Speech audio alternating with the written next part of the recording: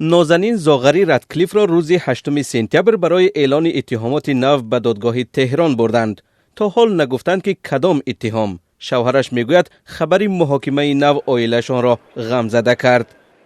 We've been a bargaining chip all along and I've been clear about the fact I think she's a hostage. رادکلیف باور دارد که ایران همسر او را برای به دست آوردن 520 میلیون دلار کشور استفاده میبرد. این پول را سال 1979 شاه ایران محمد رضا پهلوی برای خرید تانک ها به بریتانیا پرداخت، ولی بعد از سقوط شاه در همان سال ایران هیچ تانک نگرفت. بریتانیا راضی شده است که 400 میلیون فونت آن را بپردازد، ولی به سبب تحریمات اجرای این کار تقریبا امکان ناپذیر شده است. بریتانیا نیز نمی‌خواهد مسئله قرض با پرونده خانم زاغری وابسته شود.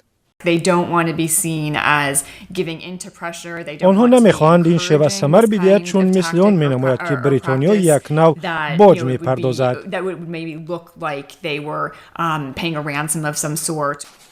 ایران در گذشته نیز ایرانی‌هایی را که شهروندی کشورهای غربی و مثل امریکا و فرانسه، کانادا و استرالیا را دارند با اتهام شبهه برانگیز دستگیر کرده است. در واقع حالا ایران تاثیر نیش تحریمات به خصوص تحریمات امریکا را احساس می‌کند و سعی دارد هر جای می‌تواند زوری بازو نشان دهد.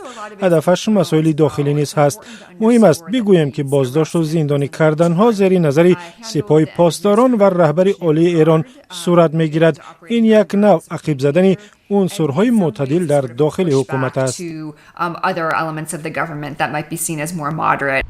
بریتانیا نیز سال گذشته زاغری رادکلیف را تحت حمایت دیپلماتی گرفت و قضیه یک بحث رسمی بین لندن و تهران شد.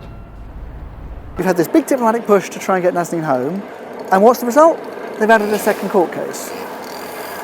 There needs to be some consequences. This is all a really cruel game being played here, and whatever the government's doing, it isn't working.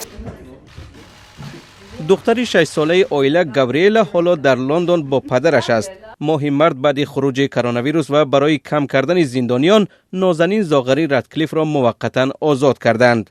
در خانه والدانش در تهران است و در پایش ابزار نظارت حرکت دارد. ممکن است که محاکمه نوش روز یکشنبه آغاز یابد.